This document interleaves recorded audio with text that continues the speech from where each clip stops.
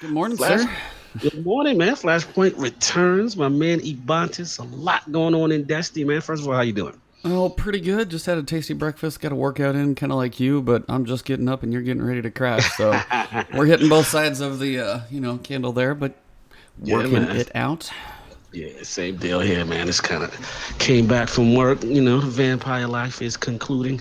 Rough sleep week, but a good workout week. So I know it's a good workout week because I did legs the day before, and I'm still feeling Man, leg day, no doubt. It doesn't matter. it. When you do heavy legs, you're gonna be walking funny for a day or two. It's just how that works. Yep, I just started because I had my knee was bothering me. I had like a sore knee for like a week or whatever. So this is like the first week I got a chance to do squats again. So I Oh, went a little buck wild, went a little crazy. Try to catch gotta up for lost time. gotta take care of the body. It's always good. So, That's how it is, man. No well, doubt. guys, TWAB dropped this week at Bungie 628. We always get to you guys Boom. the next morning, but they dropped a whole bunch of stuff. Couple things I didn't think we'd be talking about. But one thing I said Hmm. to you sometimes when I read through these, so they're giving us more information than I feel like they used to. A little bit more here, a little bit Yes. more there, but also on the other end, that just leads me to want to ask more questions.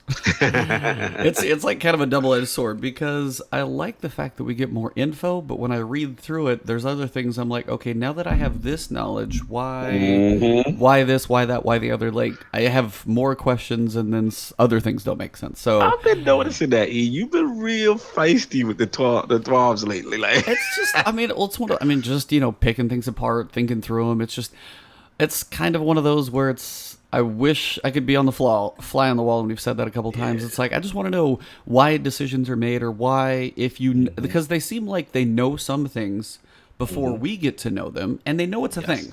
They know Yes. it's a thing. They hear feedback from us, but then they wait like a month to tell us, and then we're like, oh yeah, you know, but why you feel like you knew earlier? Why didn't we know it earlier? To at least be like, I mean, Mm-hmm. for example, we'll get to it later, but on faction rallies, it's like, hey, why can't you buy it? It's like, okay, so it's an issue with like the vendors as of Warmind. They knew that when They Warmind knew came that when out, Walmart came out. No, I but agree they with you. didn't tell us and be like, hey, it's like we know right now we're having an issue Hmm. with vendors and you can't buy the armor.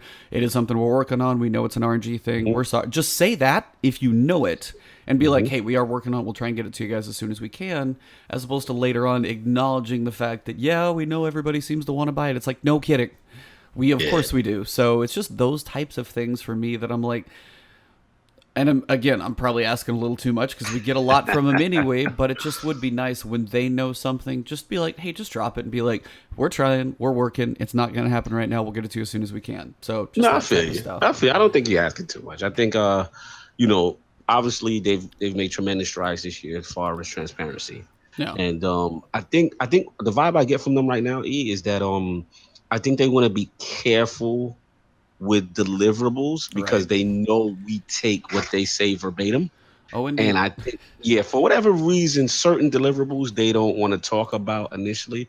But I mean, it's in their defense, it's miles better than how we Oh, started yeah. It's first started definitely doing like last. 2018, like somebody flipped a switch or some leadership Yeah. changed or some like gate was Hmm. open, Activision said whatever. Like, I don't know what Hmm. it was, but like Oh, I know what it January was. 1. That play account went down. Well, okay, fair enough. Yeah, That's that what is it what was. did it. But I mean, that was just somebody somewhere was like, okay, something's got to change. Like, obviously, Hmm. we have some stuff to work on. And they've been trying to patch, not quite monthly, but damn close. Yeah, And but when all that stuff started to happen, somebody somewhere was like, hey, if they're asking about it, talk to them because it's got to help. So absolutely, man. but yeah, so what we are going to cover with you guys today is going to be this week at Bungie. The main pieces, of course, are going to be the Crucible changes. We'll cover faction rallies first, just because I had my rant. You had your chance to jump in this week, so I want to get your thoughts on it, just a little Yes, more sir. direct feedback. But the Crucible changes that are coming, the Hmm. Prestige raid layers that are finally going to be released way, way, way, way, way Wow. later. Hmm. They actually talk about collections coming up for Forsaken, which is some good information.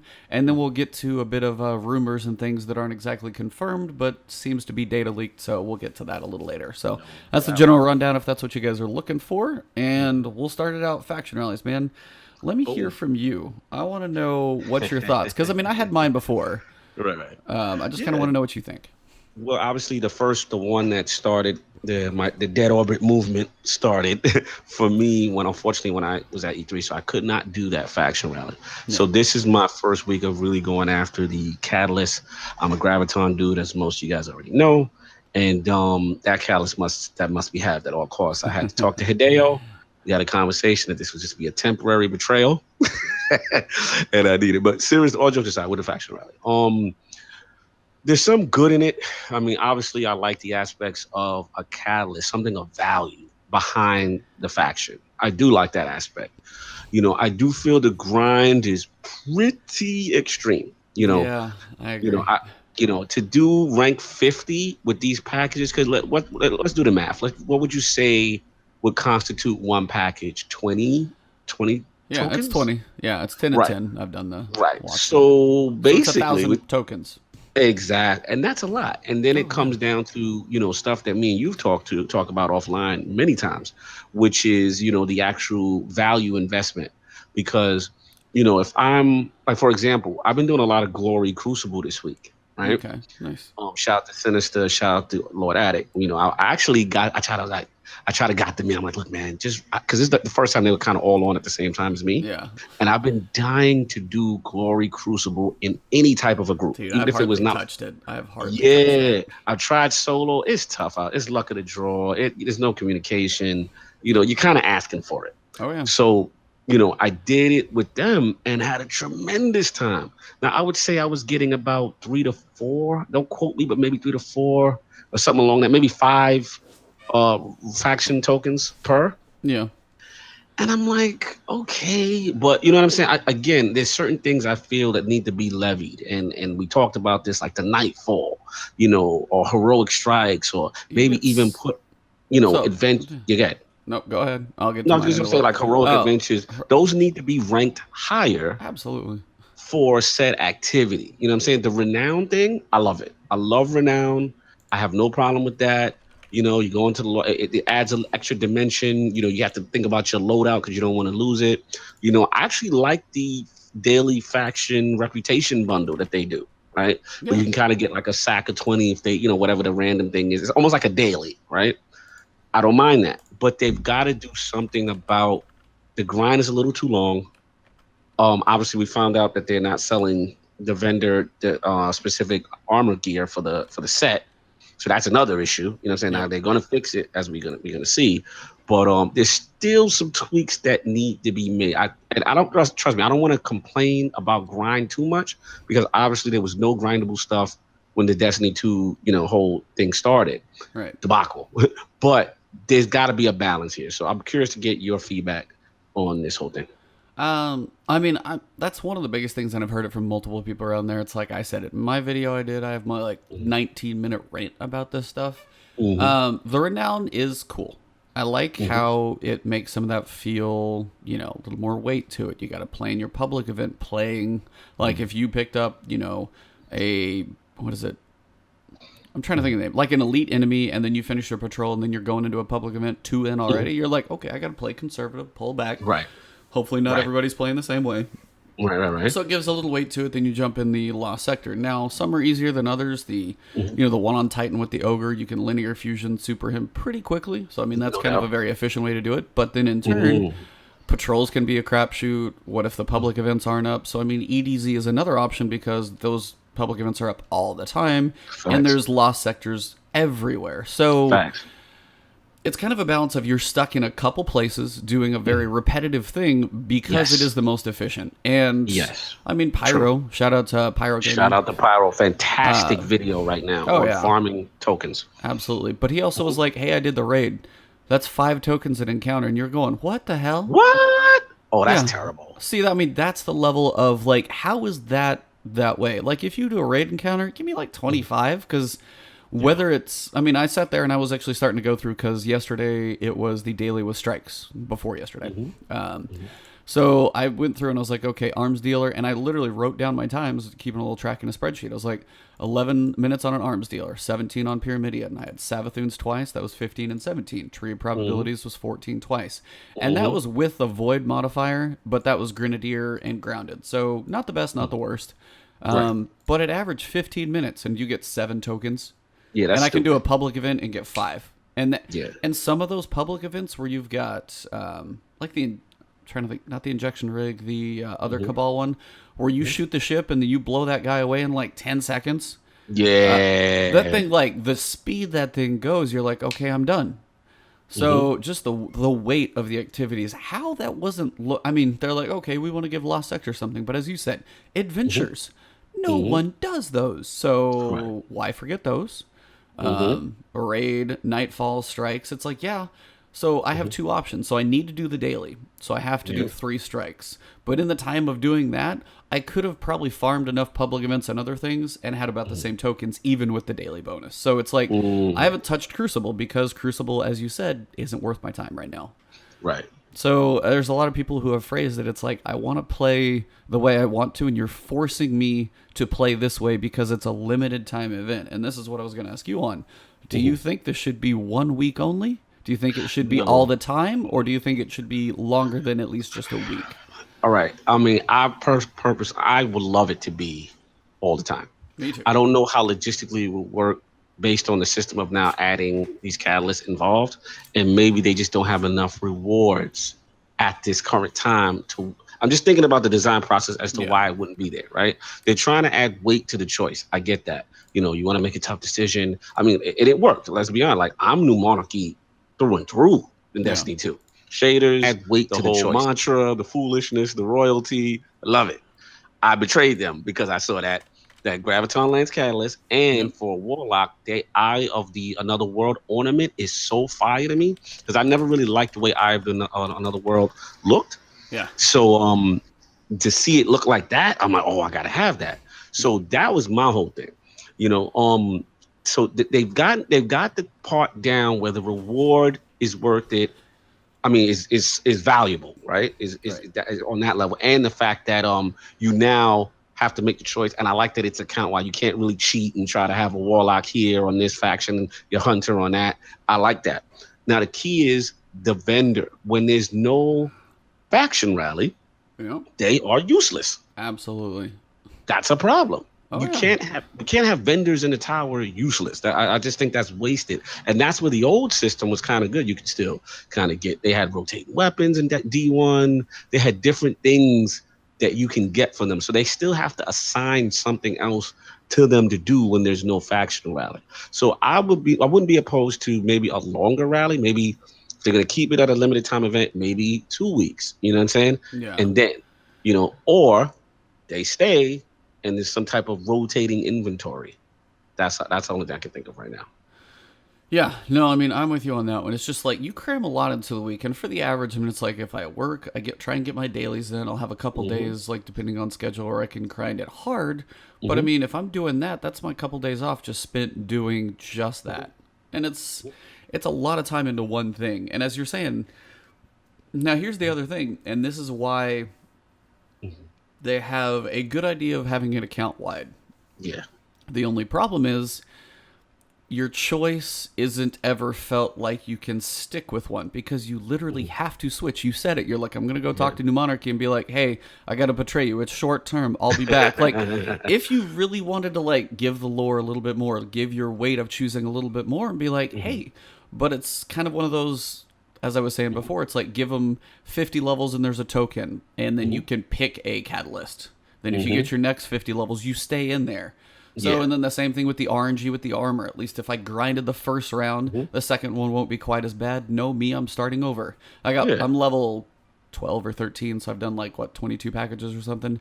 I have 4 pieces, but it could take me another 20 levels to get the last one like I did last time. And then, and it's not like you get like a little bit of bonus. It's all or nothing. So, so just some benefits in there to either getting... What if it was every piece of armor you wore as you built it up? You got one more token when you did something. Yeah. Just little benefits like that would give you something along the way to ease the grind.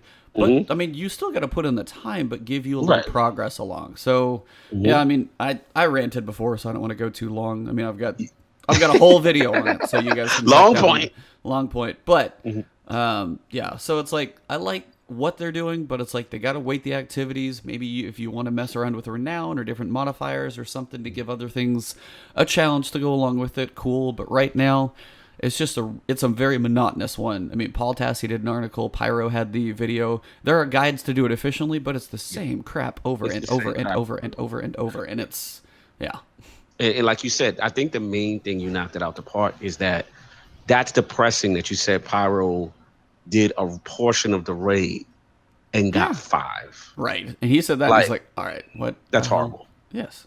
That's horrible. Like, let's just call it for what it is. So, yeah, I agree with you. They got to fix that. And like I said, hopefully that will come. You know what I'm saying? Because I'm seeing the Reddit, I'm seeing the boards. People are saying the same things. So, and they've been I have to give them credit. They've been very cognizant of Reddit and these kind of things much more frequently lately. So, that's what we got. Yep. So, yeah, I mean, that's my thoughts. It's like not perfect. No, the direct purchases for armor are going to be coming in 1.2.3, which we'll get to later. And this is what I was basically saying. It's like they knew it. They knew they didn't have it when it launched. But, and same with Iron Banner. That stuff's coming back. So it's just an issue with the vendor. They're working on fixing that, guys. So it is at least in the works. Yes. By the way, shout out to the picture up there. I always love these awesome images. Yeah, because hot.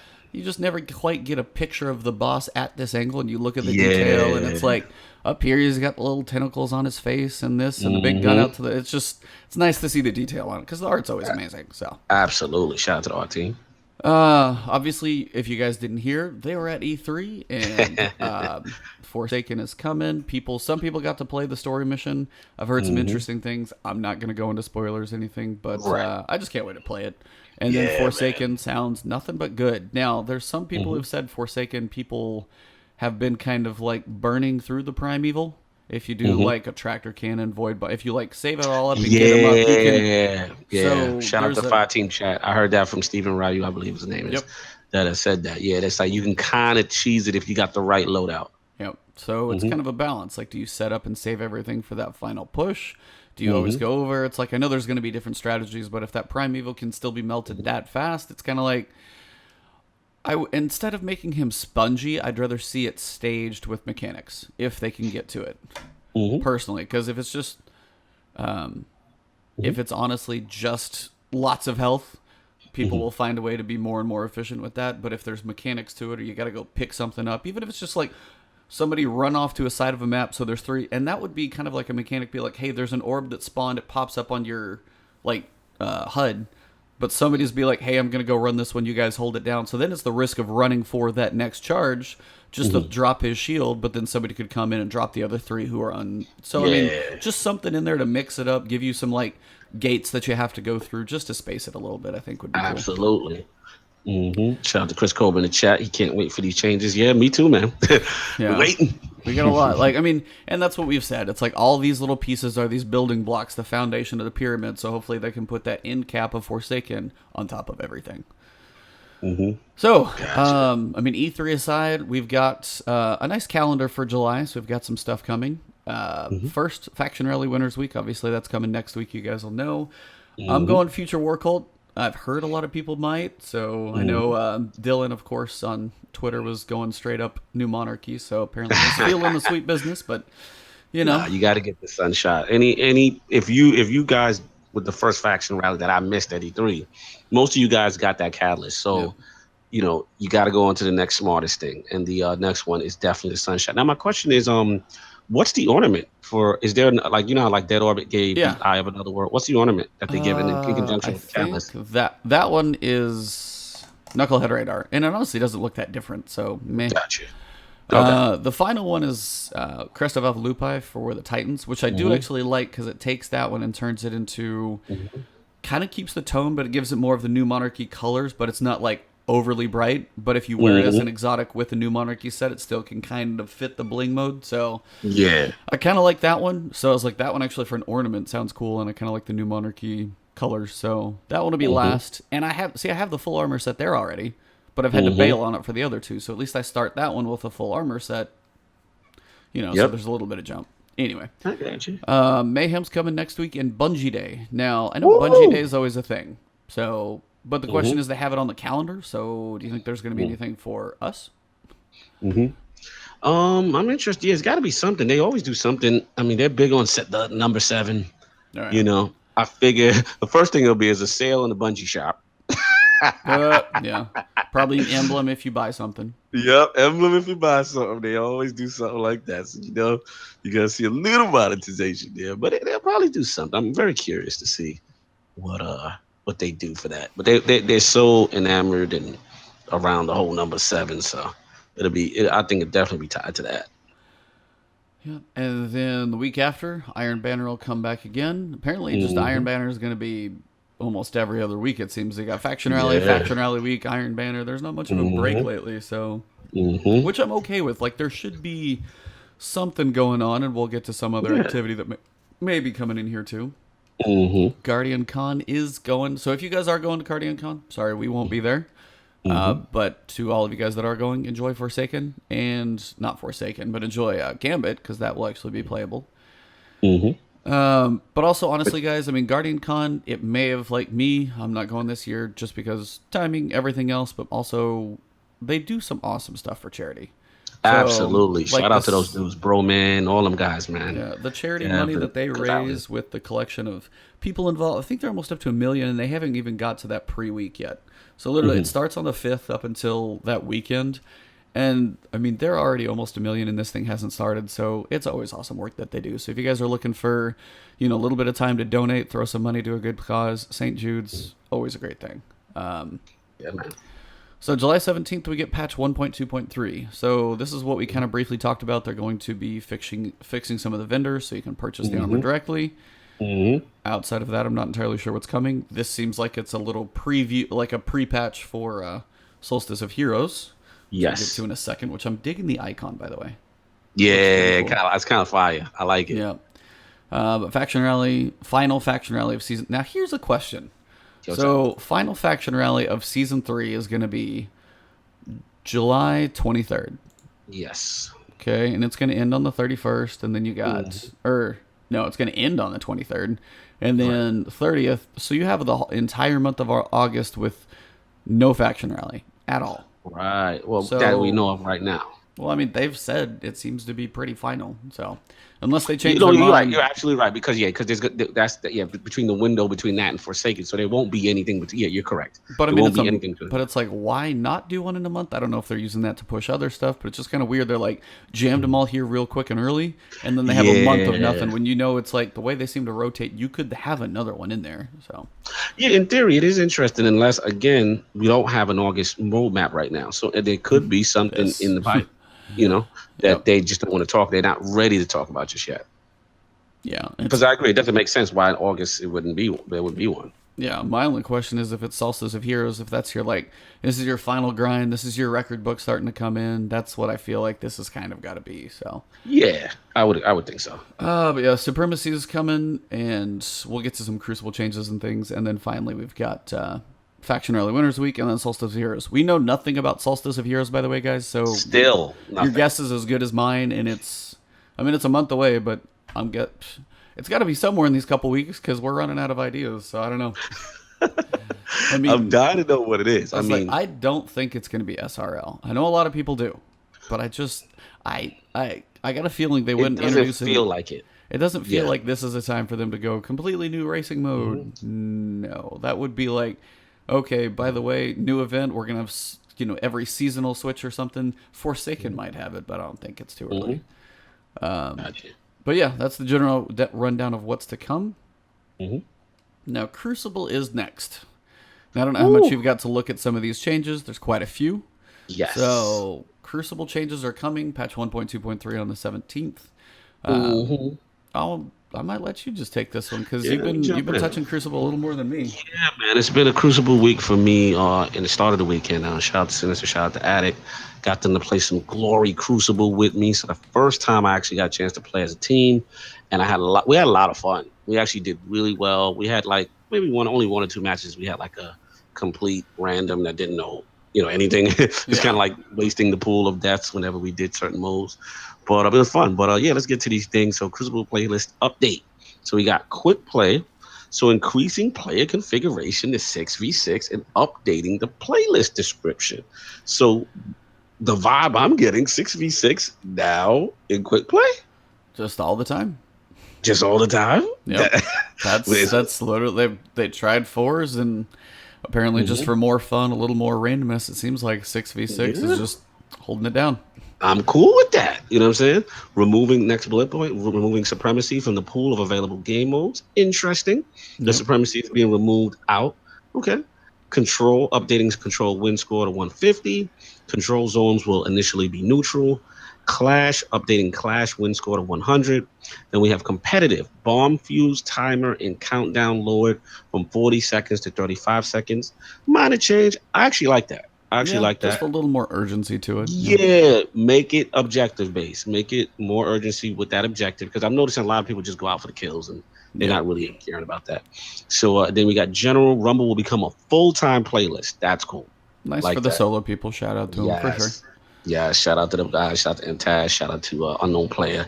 I know them guys. They rock out and rumble a lot. They would mop the floor with me. It'd be terrible. Yeah, they're beast. Then we got Supremacy will also be added to the weekly featured playlist. Update it to 6v6 and have a win score of 150. So that's curious that Supremacy is moved into competitive, as it seems, right? No, it's just into the weekly rotation, like in the middle. Oh, okay. So it'd be like doubles or supremacy or mayhem. It's in that rotation. So it's just removed from quick play. Yep. From the pool. So it's interesting that they don't want Supremacy in quick play. I find that interesting. Yeah, I don't know if it's pushback that not as many people like the mode, but they still want to give people an option to it. I mean, that's my only guess. I know some people were like, I even saw on Twitter, somebody was like, oh, thank you. So I don't know what it is if not everybody loves kill confirmed or, I mean, that's basically what it is. That's just my guess is like just feedback, given a rotation so it's not completely gone, but you know, taking just the basics. You got clash and control. That's your quick play modes. And that, I mean, it kind of makes sense. Just you want to jump in a match, control or clash. They're pretty basic, straightforward. No worries too much. I mean, it's nice to have a little bit of an objective. You got to be up on them. You can't just like snipe, but nobody does. But I mean, it's nice to have a change. I don't know. Yeah. I'm okay either way. I don't love the mode, but I don't hate it the way some people do. It's just some people really hate it, and I think it's what you said. Maybe they have the metrics and the numbers, and you know, it's just not a mode that either people are enjoying or people are backing out. But they maybe some type of metric with it. I find it interesting. It almost feels like Supremacy is being punished out of the quick play. Yeah, it's like you get out of our little circle over here. You got to go be in your own little bubble. You get in the corner on a weekly playlist rotation, you know. So that's interesting. But I will say this: I like 6v6 though. Anything 6v6, I'm about that. You know. Yeah, I was like, most of the time I'm usually pretty good on it. There's occasional time spawns will flip, and then I'm like, why am I'm like half dead before I'm even really aware of what's going on, because just spawns have flipped a little bit because there's just a bigger spread of people. And I think this is one thing, too, that Mace actually had a good question. Some of the maps don't quite fit 6v6. So much of Destiny 2 was built for 4v4. And all the maps were developed that way. Everything was designed around 4v4. They went hard on it. Now that they have to change, the maps aren't, I mean, they can kind of work. Like Distant Shores, I think is what it's called, which used to be Shores of Time. That one's got more space because it was a D1 map.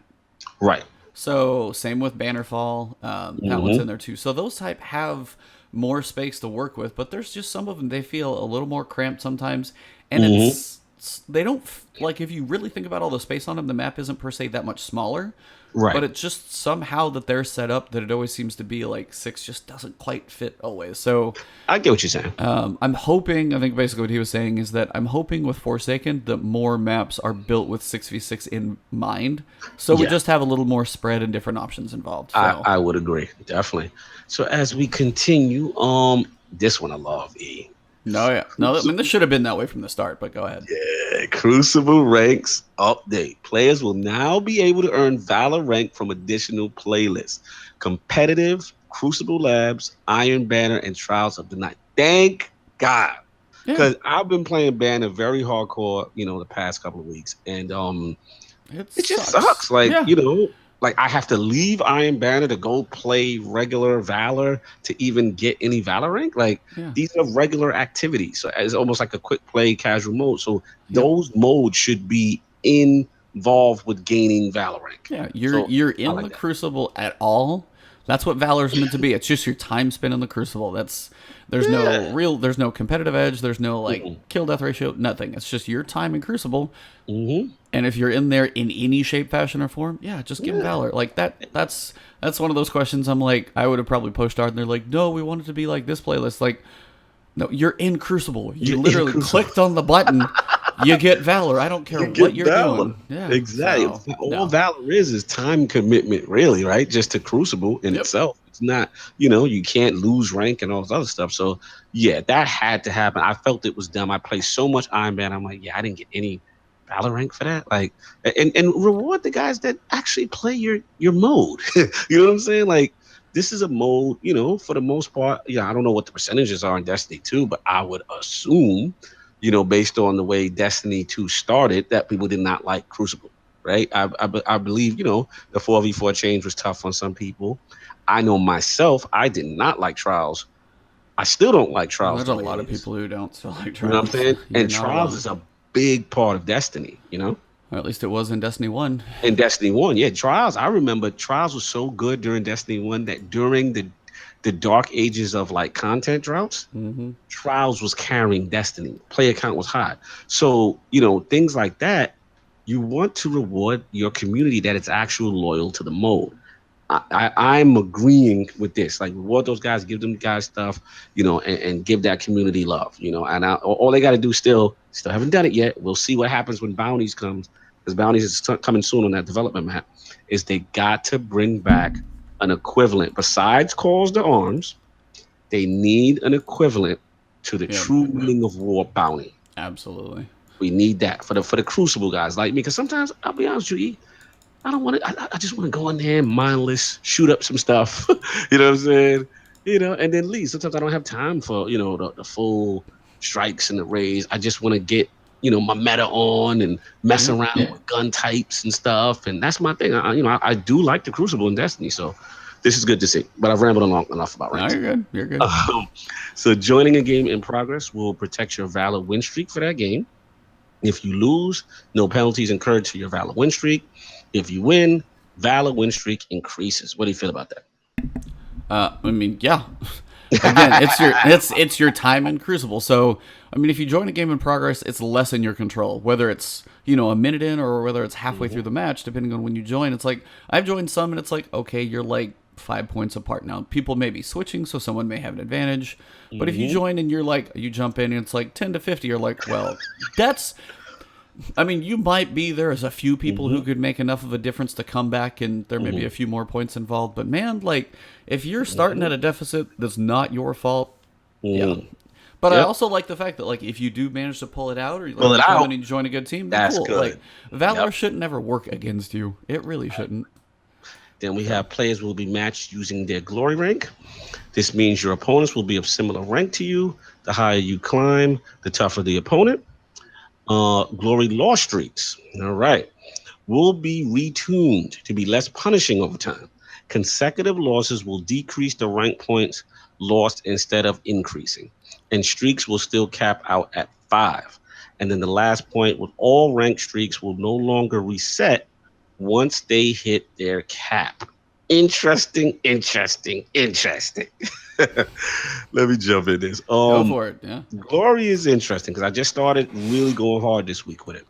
I want my Redrix. I ain't gonna lie. That's all. That's the moment. Because it's really, in my opinion, even though it's a good PvP weapon, I really want to use it for PvE. I think it has tremendous potential as a high impact. Pulses are in a good spot. Yeah, man. So, all right. So here's the deal. Your opponent will be of similar rank to you. Okay, fine. The higher you climb, tougher your opponent. Okay, fine. So the algorithm is, I'm assuming, changing directly to this now, right? It's like, yeah, but don't you think that's how it should be? So if I jump into Glory, I'm not going up against somebody just because they have a decent connection to me. That's got like 2,000 points in Glory, and I'm just getting mopped. Like, I don't need to be. That's straight up how it should have been.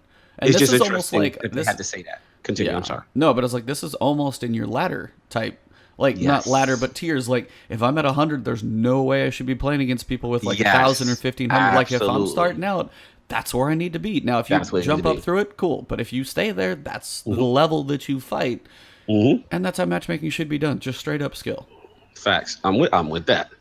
All right. Glory loss streaks. This is the controversial one. The one that they're saying they're going to be retuned to be less punishing over time. I'm okay with that. Consecutive losses will decrease the rank points lost instead of increasing. Okay, they're trying to not for it to be as punishing, and streaks will still cap out at 5. Now, here's the thing. I know there's a big thing in the Crucible community. Shout out to all my dudes from my Reddit string. What's that? Crucible Playbook. Those are my guys out there. I'm seeing a lot, and even on regular Reddit, I'm on Destiny. I'm seeing a lot of people saying that it should be removed. All I'm saying is be careful, right? Remember what got us here. Again, I get it. People are frustrated. It's happened to me.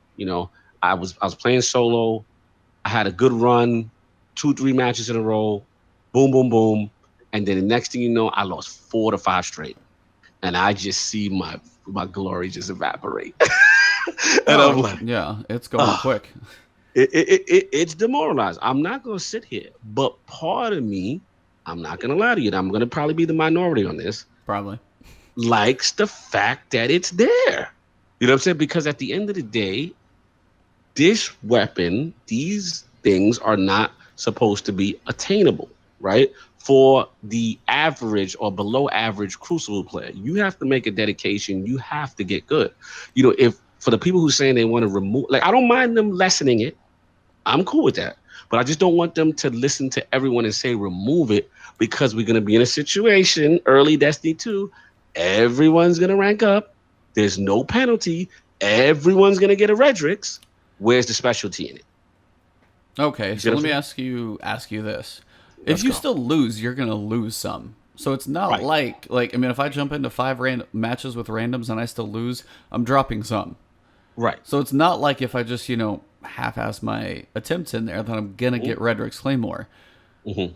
Now, would you rather have it to where there's no streak either way, where it's just straight up wins losses? No, I don't want that. So I like the streak. Yeah. Listen, I get why people shout out to Chris Cole. He's like, I hate it. It's a bad in PvP. He said, I don't hate it, but it's bad in PvP. The reason being, again, this is the best of the best. Glory, Crucible, right? Okay, let me ask you a question. Okay, good. No, I was going to say, continue. Let's go. What if the higher your rank climbs, the penalties are bigger? Ooh, I'm indifferent, I guess. I'm just throwing out ideas because, for me, if I go in, I don't have anybody on PC to play Crucible with. So me going in there is going to be straight up randoms, and on PC it's sweaty as hell. Right. So for me, picturing this, it's like the loss streak still is I may get to 100 and then I'm going to be right back at 0. I feel like I'm barely going to be able to get out of the hundreds if I ever do. So, I mean, part of that's just I know not all can get there, and it's you don't like it. It doesn't. Okay. No, but it's. I'm just trying to think. It's I'm okay with the loss taking it away from you, and maybe the win streak isn't quite as much. So what if the win streak wasn't as big of a boost, but the loss didn't have the compounding amount to it? If the loss was always the same amount, and say if you had a good run going, but if you lose 5, so if you lose 5 in a row, say you lose 5 points each time. But if you win, it's 5, 6, 7, 8, 9, 10. You get a little bit more each time. So it's not drastic.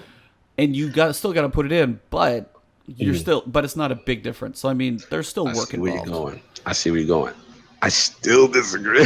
That's fine. The reason being, again, I think this is as close Bungie has tried to replicate their Halo system, right? You had the ranks and you go up. Listen, I may never get this weapon. You know what I'm saying? I understand that. You know what I'm saying? Now here's where I see where you're going as a solo player, and I agree with you with the frustration there. Or I think that's more a result of their terrible matchmaking system. I can agree with that. Yeah, if it's 4 solos versus 4 solos, and I'm if still they getting had mobbed, the then algorithm, I'm involved. Yeah, exactly. To say, look, Ebontis is a solo player right now. We need to queue him up, even if the wait time is a little longer. Yeah, with a whole bunch of other solo players, so that the teams, or that if the algorithm says, look, there's not enough solo guys left for him to fight, then we're gonna put him up against a team that is ranked maybe at his level or a little lower, so that it's not a mop fest, right? So at least you got a shot with the solos you got. You know what I'm saying? That, to me, if Bungie had a dedicated server and a better matchup, you know what I'm saying? This would be the issue. We're suffering because of that. But I hear what you're saying. And I think that's probably a fair balance too. Is like if the matchmaking was legit, and I was like, I always went in, I never saw anybody in a clan, and I was always playing solo. And it's like, and you're gonna have your times where I was like, hey, we do well, hey, they did well. It's like, and if it felt somewhat balanced, but it's also the point of like, yeah, it's like if it's 50-50 sometimes. And then the other 50%, I'm against teams and I'm just straight up at a disadvantage. That loss streak for me is going to be a factor a lot. So that's just why for solos, for sure. But I mean, I can understand both ways. I think matchmaking, that probably is the trump card of all that needs fixed. So Yeah. that's Absolutely. fair. Absolutely. But yeah, again, I knew this is a little touchy, so I wanted to touch on it. Start a little I like controversy. it. I know I'm in the minority. And listen, I'm not against these changes that are currently made right here. I'm okay with them, decreasing the rank points on the loss and stuff like that, and the streaks capping out at 5, and the rank streaks no longer resetting once they hit the cap. I'm cool with that. Only thing they need to add, to be completely honest, you see how they did for Valor when they said, hey, if you join something in progress, there's been many times. See, I'm surprised that's not in Glory. That's what I was just about to say. Why is that not in Glory? Because there's been times, bro, like I play and like, let's say the other team jumps out on us. I'm playing solo. Dudes would just leave.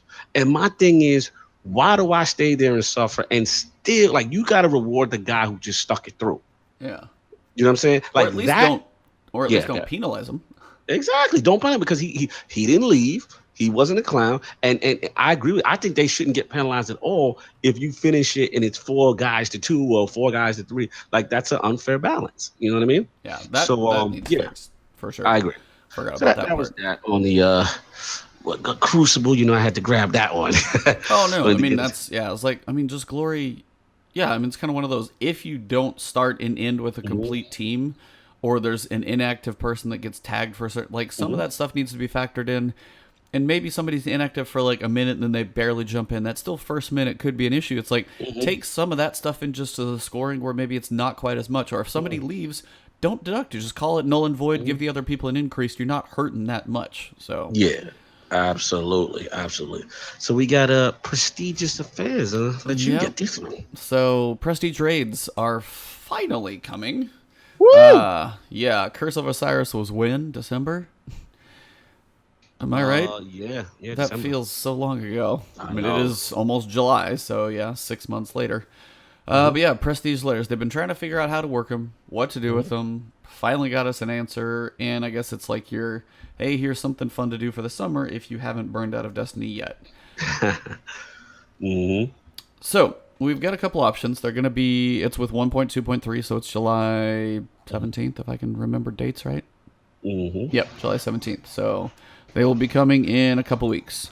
First off, they are going to, it's the 2 raid layers, not the main raid. That's still just as it is. That one's not changing. So Prestige, Leviathan, still straight up normals. Okay. Now, so what you get. So what they wanted to do is they wanted new activity modifiers, which are going to be around. Prism is going to be one of them. So depending on the rotation of what modifiers are going to be there, they're going to be ones that can help you as opposed to just completely throw you under the bus, which there has to be a balance with what's coming later. Now, what do you get? Now, this is interesting. I saw something on Twitter, and I'll get to it in a second. By doing Prestige Raid Lairs, you can get 400 level weapons. So, what's this about Ebontis? So the only way to get 400 power armor before Forsaken is by participating in the Summer Solstice event. So there's something coming with Summer Solstice. So it's your way to kind of like prep. They're giving you a little extra boost to try and prep for Forsaken. So that's what that month's going to be as opposed to faction rallies, I guess. So like a light cap bump.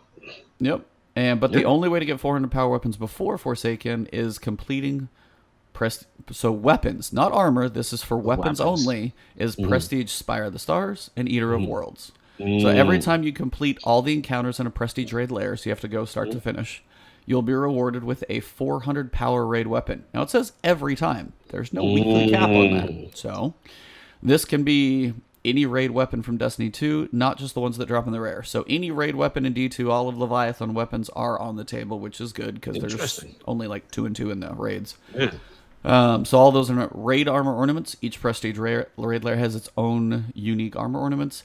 exotic Masterwork catalyst. Both raid layers have Masterwork catalysts that are going to be a rare drop. Mm-hmm. So there's a couple, and we'll get to the catalysts when I kind of switch over here once we get done talking about this.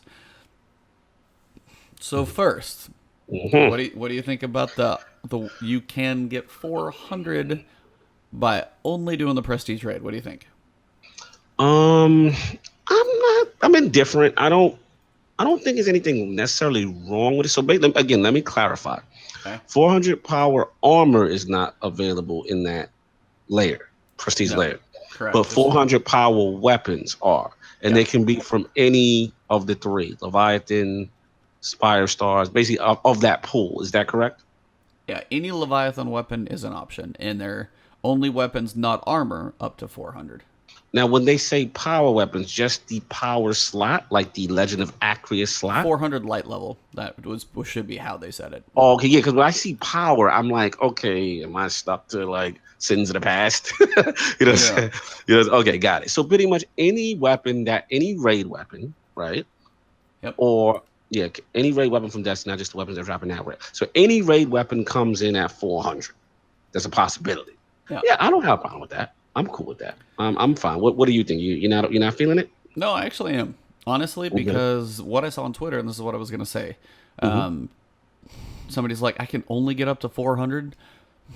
What else are you doing right now? Yeah, I was like, but I mean, seriously, it's like Forsaken's gonna be 600. So this isn't gonna matter in about a week into Forsaken. So this isn't a matter. This is something for those right now. And how many things do power level really matter? Prestige Nightfalls is literally probably the only one. You might have a little bit more easier time running the raid. You actually put some effort in on a raid, and then the raid gets a little bit easier. What? Yeah. So I mean, I'm honestly 100% okay with it because if I don't have that much time to raid, hey, I might end up capping out at about 385. If I get like randomly in there once, I might get 386. Who knows? But it's still not going to matter too much once Forsaken comes out. We're going to blow the doors off it. But those who do like to raid, those who like to prestige, those who like to help other people right now, especially if we're going to have like moments of triumph and things like that, it gives you a benefit to doing this, so you don't feel like you're, gonna go work on a triumph or need to run a raid a couple more times. It gives you a reason, gives you something else to work for. So I'm honestly, I like it. Like, I wish this was kind of a thing that would have been around sooner. Yeah, I think this is a cool thing going forward because I know people in my clan. Shout out to Sinister, shout out to Addict. They love that if they grind it, that they just got a little bit of power advantage over you. You know what I'm saying? Like, they love that stuff, and they'll showcase, like, hey, look, you know what I'm saying? And you're like, oh, where is he? Okay. And then also, it gives incentive to continue. It's like mid-tier light leveling. That's what I feel like, right before a big release, right? So it gives you incentive to run, you know what I'm saying? To run the raids, give you a little bit more incentive, you know what I mean? I think it's cool. Now, the other things we're going to talk about, because there's some things I don't agree with. We're going to get into that. So if you finish with this one, let me know. Okay, so next. Now, how do you get this stuff? What is a Prestige Raid Lair going to be? So each week there's a curated weapon suite. Oh, wait. Can we go back? Because we skipped over... We skipped over raid armor ornaments. No, I said it, but yeah, go ahead on those. All right, you said it. I mean, okay, we didn't skip it, but technically you said it. As far as the ornaments, I love that. But we gotta talk about that catalyst. We ain't gonna breeze past that. All right. All right. I low key got a problem with this. All right, and here's why. It's okay. First of all, we did say we want red drops and things from the raid, so I don't want to be a hypocrite, right? We all know these catalysts are the thing right now. If anything they did in War Mind that to me has knocked it out of the park is that catalyst grind. You want that favorite exotic of yours and you want it maximized and whatever, bonuses they give it. So when I hear that the raid layers will have a masterwork catalyst that can be found only as a rare drop, it gives me Crucible vibes, man. I don't know how I feel about that. I don't know. Rare drop. That means I can run it. Like, at least with the other catalysts, there's specific activities, right? Yep. Or specific things. Kill this amount of enemies. You know, the verbiage is always telling you what to do specifically to What about the hint you. people who run 300 Prestige Nightfalls just to get an exotic catalyst for one of those? Do you think that's right either? But who's got a catalyst? What catalyst is in the No, in the ones that Nightfall? come from strikes are a pain in the butt. Wait, which one are you talking about? I'm confused. Exotic catalyst that comes from strikes. Hold on, let me pull them up. Which one are those? Yeah, break them down. Break them down. Heroic Strikes and Nightfalls. Cold Heart, Merciless, Prometheus Lens, Risk Runner, and Wardcliff Coil. There's some good You know stuff what's in funny? I there. haven't even tried any of those. There's a reason, because you don't have them yet. Yeah, you- so those could be. Those so come then from clarify. Heroic Strikes and Nightfalls. That's where those Those- come from. But they're Gotcha. a random drop in there. People have run 100 some odd strikes, no drop. That's tough. That's real low. If it's this, I'm not going to do 100 raids hoping for it. Yeah, I'm probably hoping not for even that. going to have enough time for 100 raids, much That's less what like I'm 5. saying. Like they gotta tweak that a little. You know, I like that it's in that activity, but when you randomizing stuff, like I don't if it's know. just literally like 1 out of 100 to roll, and I strike out a lot. Yeah, I mean, you striking out. Some people said they ran like 500 prestige, and there's like prestige nightfall, makes it better. And some guy was like finally running. I think he ran 500 prestige nightfalls to get all 5 of them. that's Some insane. retarded. That's like Yeah, that's that is insane. That's ridiculous. insane. I mean, there's That's- a point of there's a balance of stuff to grind for, but that's Mm-hmm. too much. Yeah, man. I mean, listen, at the end of the day, again, I don't mind that they're locked to an activity, Yeah. but it should be something like, okay, no, you killed a cabal, or like, a chance, maybe make it random at a chance at a boss. If you're going to go to Crux of Crota route, right? You knew when you got to 8 or whatever, who was it? I mean, when you got to Crota, right? That, it dropped there. You know what I'm saying? At least specify at the specific boss or whoever, right? Yeah. But to just say random drop in this huge raid, like that's too much playing the Powerball, man. Like who trying to play the Powerball? Well, but there's not even checkpoints, so I mean, you got to run the whole raid anyway. So Yeah. I don't know how I feel about that. I'm gonna be honest. Like, I gotta see the drop rates. I'm gonna reserve judgment until it's out in the wild, right? I'm not gonna go crazy just yet. The verbiage to me got me cringing. no, I'm with you, because the way the strikes have been, if it's anywhere remotely to that, few people are going to have them at all. And some of these catalysts are really good. Yeah. And Well, I some- mean, Cold Heart, like 20. is Oh, yeah, that's Don't my get me started baby. on You that telling one. me I gotta run Spire of Styles and Spire of Stars and then hope, wishing a dream when this thing gonna drop. yeah. That's demotivating. Speeds up weapon charge time. That's the best thing that could happen. Accelerated coils is literally going to be what the perk is on Sleeper Simulant. I'm like, yep, that just became amazing, even more so than before. So, but I mean, think about the stuff in the strikes. You've got Cold Heart, 20 stability, 20 reload speed. Okay. Merciless, 40 range, 40 stability. Dude, Merciless, like, Prometheus Lens, same thing. Risk Runner, 30 range. On a submachine gun? Yeah. Wardcliff Coil, improved tracking on projectiles. Like, all of those things All are, of like, it's so good. just, like, game changers on those. Yeah, facts. So, yeah, no, the drop rate on some of these has got to get fixed. I don't know if there's a Yeah. way. And I've listened tough. to Guardian Radio before, because if you make it a checkbox where you run it 10 times, you know what it takes to get there. Yeah, So it's like but somehow there's got to be a way to balance, like, run it 10 times, then you know for sure you have it, versus run it 500 times and you might not. Like, there's got to be a level in there that's somewhere to walk a middle line. So I don't know, but I'm with you on the exotic catalyst. Like, some of that stuff. Some of the, if there's a Crux of Crota, something like that specific to the raid itself, cool. Now, if it's a Legend of Acreus catalyst and it's from there, maybe that one's a little harder. But if it's a catalyst for something we got from Warmind's expansion or Telesto or Skyburner's Oath, like, those are from the raid, but those are not all raid related. So that's why it's, I don't know. There's, a whole lot of questions. I want to see drop rate, stuff like that. Yeah. So back to where we were. Back where we were. Sorry, So what do you have to do? No, you're good. So each week there's a curated weapons suite and a global activity modifier for Spire of Stars and Eater of Worlds. The weapon set and modifier will be the same across both activities.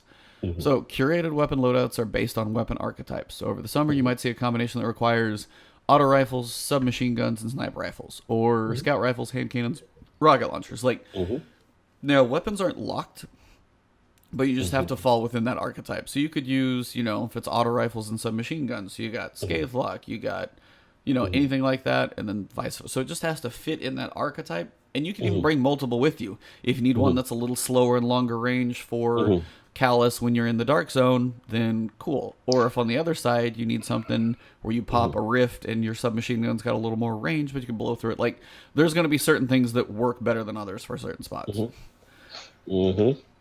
Now we got to talk about locked. They're saying it's not locked in the next step, right? Right. So you have to be an auto rifle in your kinetic slot, for example. But once you pick your auto rifle and you load into the raid, you can switch auto rifles. If you bring like 6 auto rifles with you, you can move to different ones if you need it for different activities. I guess my question though is that, like in Trials, it's locked, or Prestige Nightfall, it's locked, right? Yep. When you whatever. It's not so that my way. question is, it's not that way. Nope. But my question is, what if I broke protocol and switched it to a weapon that's outside of that, that Probably pattern? won't let you switch it. That's what I'm saying. So pretty much it's got to be, let's say it's auto rifle, submachine, sniper, right? Yep. And I went off origin story and I decided to put Better Devils in. Like, Better Devils should be grayed out, right? Yep, it will be. Okay, that's all I'm saying. Yeah. You might have to bring them with you. I don't know if you'll be able to use dim and switch stuff in between. Yeah. But it may just do a quick check. Like if you're in the raid, if there's something like a hand cannon in your kinetic slot, it's just grayed out and you can't click it. So that's my guess is how it would go. They're shipping 3 activity modifiers with the raid layers to rotate between. 2 of these are going to be brand new, which I'm kind of curious. The other one is going to be Prism, which it's that rotating thing. Now, if Prism's up, hard light, it's going to be a big one. Or you're just going to have to know, okay, when Prism's up, you got to rotate or make sure your team has a decent spread of all types of damage. So you guys can spread it out.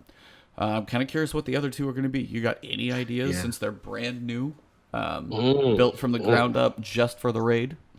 This is interesting, man. I have no idea. I'm very curious to see what they cook up. I'm actually excited about it. I swear to God, if it's another variation of Grounded, or if it's any of the crap, I don't know if you guys have seen some of the articles out there.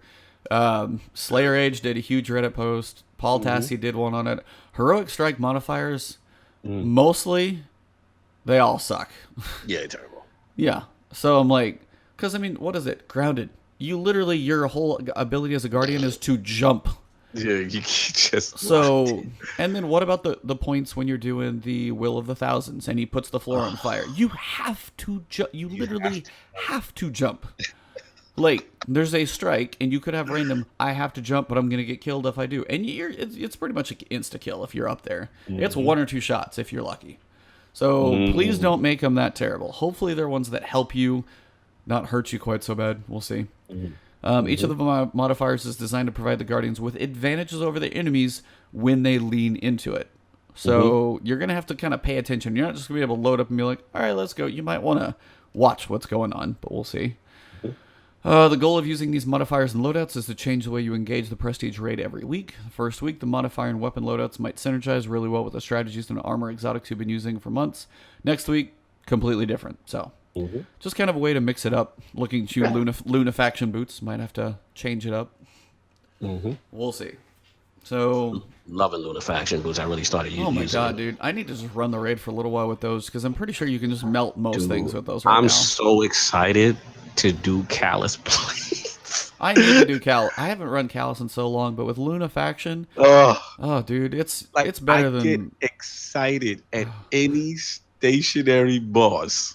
Oh yeah, That is a DPS phase. Oh, I'm like, here we go. really? Hold on a second. Let me put my boots on right. if I had groups for trio probabilities, Oh. you could melt that guy because he lands in, you can stun him, and then you just sit there and unload, and it's just damn, rocket, super, and it's and if people would actually know what. By the way, shout out to everybody who's running heroic strikes. pay attention to the modifiers. And if you're running public events, make it heroic. Don't burn through the taken public event without turning it into a heroic. Oh my God. Facts. Learn your damn encounters. Sorry. Anyways, back to this. Tangent and rant. Tangent, lower point, no doubt. I love it. I love it. Is anything happened to the Prestige raid and the Leviathan raid? Nope. Don't need a word. That's just nope. But it does say it might be worth going back and playing some Leviathan Prestige to see if Callus has a new way to enhance one of your favorite shotguns. Acreus is going to have its catalyst in there, so that's pretty obvious. Yeah. Our Prestige raid lair is getting pre-encounter changes. Or per encounter changes. No. So the mechanics are going to be the same. It's literally just whatever modifiers and weapons are involved. No changes, no mechanics, no different things in there. And honestly, I kind of miss that. Like the Prestige raids for Taken King, when they did those, and like how would you do the Prestige, or how would you get that extra chest or something like that? You had to do the specific mechanics. That was part of the fun. So I do kind of miss those. How many Prestige raid activities will be active for each week? All of them. Now, for those of you who want to run the raid race, pick one or the other because they're both going to be going on when it goes live. So they're literally saying current plan is for both Prestige lairs to be active with modifiers right when the patch goes live. So come the 17th, when 1.2.3 comes out, pick your battle and see which one, see how they go. I think most people would probably knock out Eater of Worlds first to get some higher stuff because it's faster. And I think most people know that encounter better, and then probably go hit Spire later. But that's just a guess. All right, so I mean that's mostly it for Prestige. What do you think overall about that before we get to what's coming up next? I think this is overall positive. I didn't expect a lot of this, to be completely honest with you. I think the whole power arm weapon stuff is pretty cool. It gives you a nice little mid chase, light level chase in between for people who want more stuff to do, plus a little incentive for the raids. I like the curated loadout. I think that's a pretty cool thing. Just to run, like, shout out to Cactus. He has some of the best, they call him, versus series. I liked his Rage for Dummies. Those are the greatest. Yeah. But he's got this thing where it's like, let's say, for example, Sleeper Stimulant just comes out. He'll be like Sleeper Stimulant in the Leviathan, and he'll use it in each section and rate the weapon in each section, right? Yep. So it reminds me of something like that, because it's like, you're going to have to come up with what's the best weapon archetypes for each encounter with that loadout. Yep. You know what I'm saying? And I think that's cool. I love, me personally, I like the minutia and stuff like that. So I'm like, all right, sniper, all right, boom, I got to grab that Darcy now. You know what I'm saying? Oh. Kind of stuff like that. I think it's cool. You know what I'm saying? I actually like that. I hope, the rewards seem like they're going to be big. And I'm excited to see what this is going to be and how people take to it. What do you think? I mean, I'm the same way. I think all the stuff is positive. I mean, it'd be really brutal if they did like sidearm, submachine gun, and sword. Yeah, that'd be kind of rough because that'd be nearly impossible. But as long as it's reasonable and the modifiers kind of give you a way to, as they said, if you lean into the modifiers, if you pay attention, it's probably going to be, I think, all right. And overall, I just kind of like the idea. I mean, if you can get to 400 by grinding Prestige Nightfalls, doing these specific loadouts, have your X to 15 power level, because you want to know the big thing? Power level doesn't mean squat right now, so it doesn't matter. Yeah, so it's literally just a number to grind for, so those people getting bent out of shape about it, I think you're, making, something out of nothing when it's not enough. Because when Forsaken drop, that's when it's going to matter, and that's when the weapons and everything's going to get bumped up. So you'll be up to 400, but like in the first 2 story missions, I'm sure. Yeah, so don't worry about it. Exactly. You'll be fine. You know what I'm saying? Shout out to Fonz in the chat. He's discussing faction rally strategies. Yep. Shout out to Chris. They talking about they're using the low back into the end of public events up to 3 times. Yeah, people liking the what I call it pyro method, which is just keep running those run a public event. Load the same spots, see if it's still active, try it a couple times, try it again, get the finish quick. So, but shout out to Chris Kobach, because I know what he's talking about with the Lost Sector on Titan, and what he's saying is it's one boss, the ogre moves out. Yeah, boom. And he what he's doing is he's sleepering him, melting him, and then just running, grabbing the thing, and getting out. Yeah, I took a linear fusion rifle because it's because it's so fast. If you do a rocket, he wiggles enough. The travel distance is so long. smart. Like you gotta like not quite right. The sleeper or any linear fusion like Tarantula. I got the Dead Orbit one. Those are an option as well. So any linear fusion is actually really solid because the crits are powerful. So Absolutely. all decent. I mean, but again, it's still public event, lost sector, public event, lost sector, public. Like, let me go run Crucible and still have a little fun. Yeah, you know? like you said, let us run a Nightfall and really get a drop. And if you do a raid, like you should be getting like 10 to 15 to 20. You know what I'm saying? Like you should be getting 25 at substantial. least, if not more, for a raid. Like, I mean, absolutely. get 125 from doing a raid. Maybe you get less if you repeat the raid, but the first time you do a raid for a week, yeah. Yeah, I agree. I completely agree with you. Now, so collections. So this is going to be coming with. Hold on, I want to look at the roadmap real quick. Gear collection. So this is going to come with Forsaken. So this will be September 4th. But what they're basically saying is collections are going to include basically everything we've got from year one. So I don't know if this is a good way to balance out your vault a little bit with random rolls and stuff coming. So we'll go through these questions, kind of hit them all up, and then kind of wrap up our thoughts after we get through. So what items from year one inventory will the collection track? Weapon, armor, ghost, ship, sparrow, emblem, or shader available in year one. It's basically everything that I can think of. Everything, yeah. Everything except consumables. So not consumables, the things that are used up, turn in for tokens, stuff like that. Is there anything I can dismantle before Forsaken launches? Now, how much you trust Bungie is what this question is going to basically tell you. That's pretty much what it is. Data retention. Yeah. If you have an item in your inventory right now, you can safely discard it and retrieve it from collections in September. This does not include consumables, so hang on to those. Now, when was it active? From Warmind on. So if you have it now, you can dismantle it. If you had it back in January and got rid of it, that's not holding on. But since Warmind, they probably pulled a big, inventory set, and then since then they've been keeping track. So if you need to go through, delete some, some old guns, some crap you don't use, and you've got it now, you should be able to delete it, and should be able to get it from a gear collection later if you desire. I like this because this is really going to start helping people's inventory if you want to go through it. Now, some of us are like, I don't know if I trust you yet until I see it actually in the collection. I'm not going to delete it. So some people won't do it, but per them, it's supposed to be there. So I'm not going to delete like all my exotics and stuff like that. Right. But what items from year two can be required from collections? So with the addition of random perk rolls, see, this is when it kind of gets interesting. Random perk rolls are coming in. We had to make tough call for collections. We investigated numerous options for gear with random perks, fixed collection perks, buyback limits, rerolls, all the other stuff, but each of these came with issues. Ultimately, we decided to disable purchase of all year two random rolled legendary weapons and armor. Interesting. So So basically, you better hold on to that God roll, right? yeah, if you get them, keep it. But I mean, if it's a god roll, you probably should want to, which is kind of logical anyway. But the nice thing is, like, we're getting 200 more spots. What you have in year one that's kind of cramming your inventory and everything full, hopefully we can pick and choose and be like, there's like 10 pulse rifles I don't use. Let me delete most of those, keep my couple good ones, and ease up some space. So this actually should help, hopefully.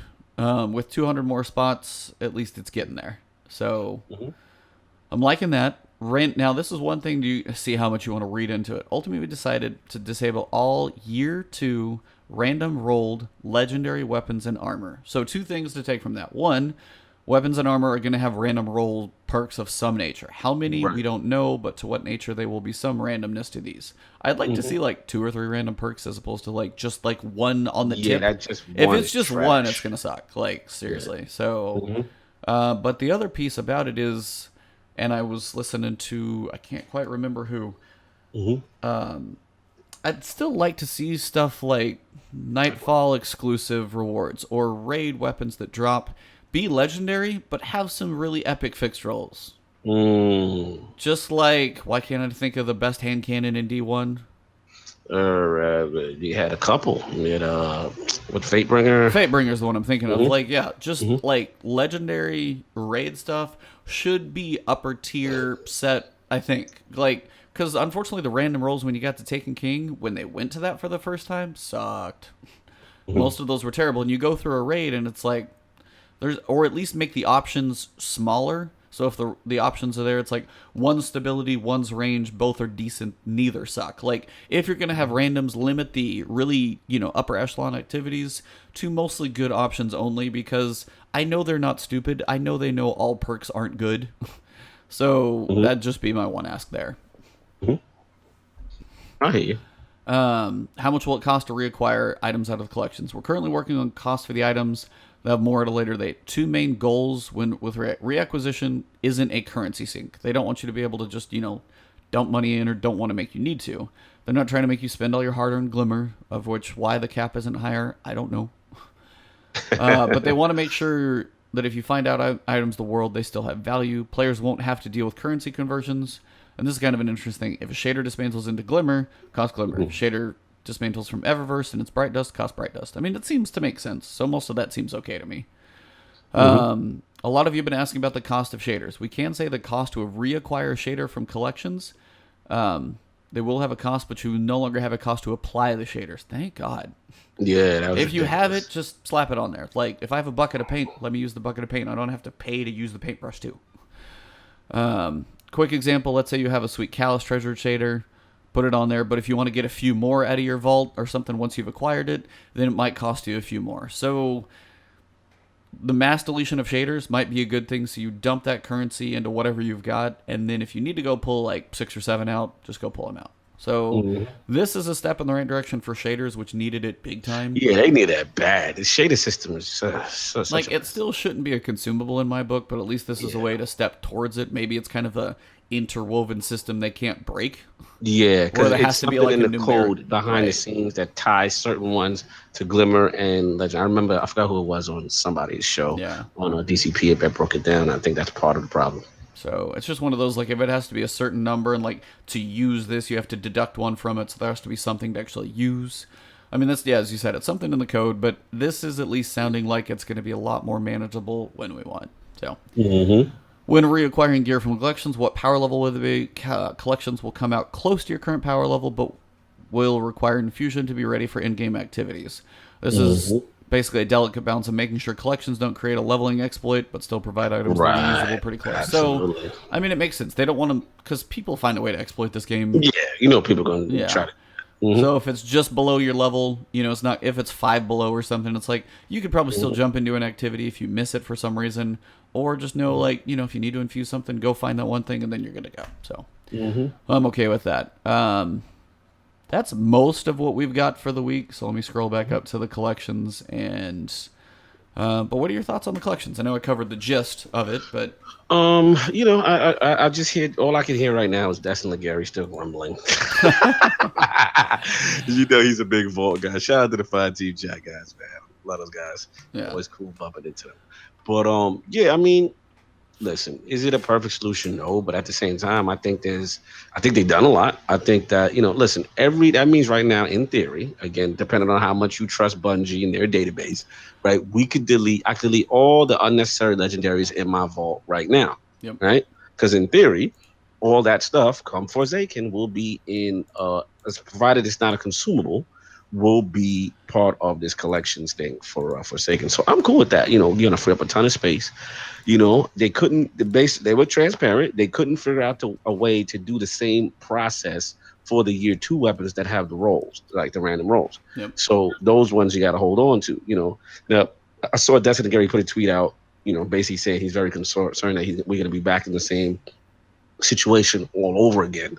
You know what I'm saying? Once we get a ton of these random roles, and to the extent he has a point, because sometimes you get guns with different roles, you want to try them out, and then I was notoriously bad for that in D1. Oh, I was horrible too. I had 3 or 4 what's El Sayunas, Ice Lunas. Like I had a whole bunch of those, and what I'm saying, that you want to play and you want to get a feel of what perk and how much of effectiveness that kind of thing is. So I get that. I'm kind of a random roll hoarder in that sense, so I understand that. But look, I still think this is a good alternative. You know what I'm saying, for right now. Maybe they come up with something. Right now, short term, I feel it's good. Long term, yes, I can see them maybe something's kind of coming up along the way. But I'm fine with it for the most part. Until like hopefully they can come up with a even long-term solution for year 2 stuff.